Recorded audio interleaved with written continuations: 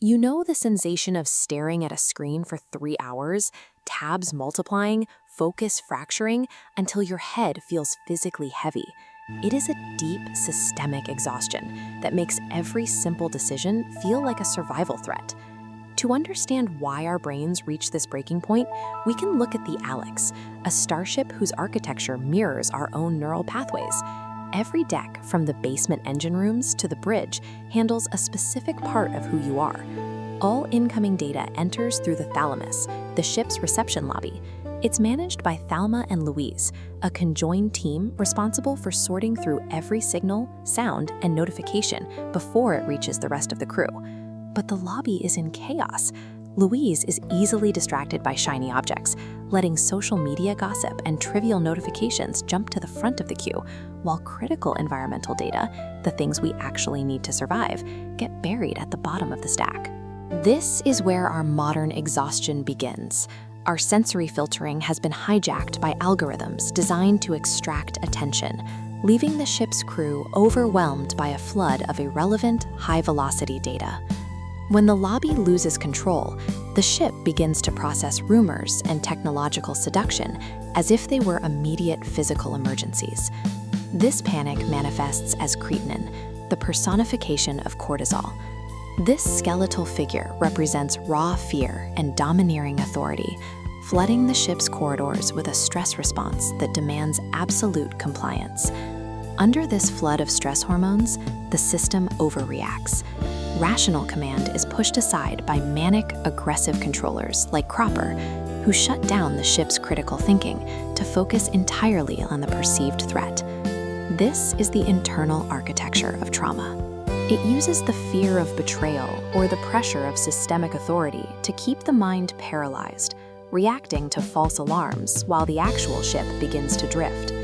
When rumors and artificial panic replace reality, the executive functions of the brain begin to buckle under the sheer weight of a system that can no longer distinguish a notification from a hull breach. To fix this, we have to stop trying to reason with the panic. We need to ignore the noise on the upper decks and move deeper. We're descending into the basement levels, the engine room, and the RAS tray.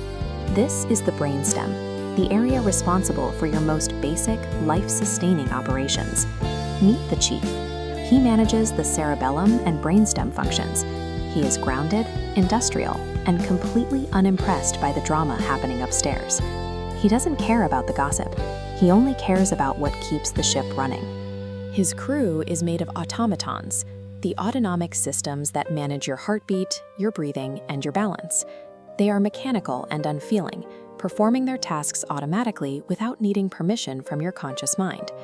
While the upper decks are paralyzed by what-if scenarios, these foundational levels survive because they only recognize undeniable physical reality. If the fuel is flowing and the hull is intact, they keep working. The chief's methodology is simple. He ignores the algorithmic noise and evaluates the ship's status based on actual data, the tension in the pipes and the integrity of the fuel lines.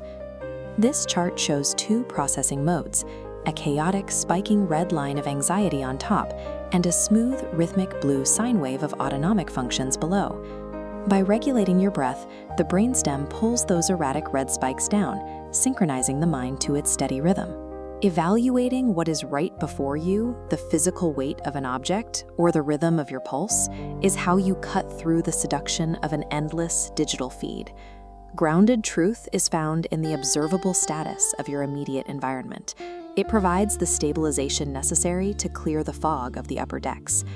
When the noise becomes too much, our instinct is to pull away and hide.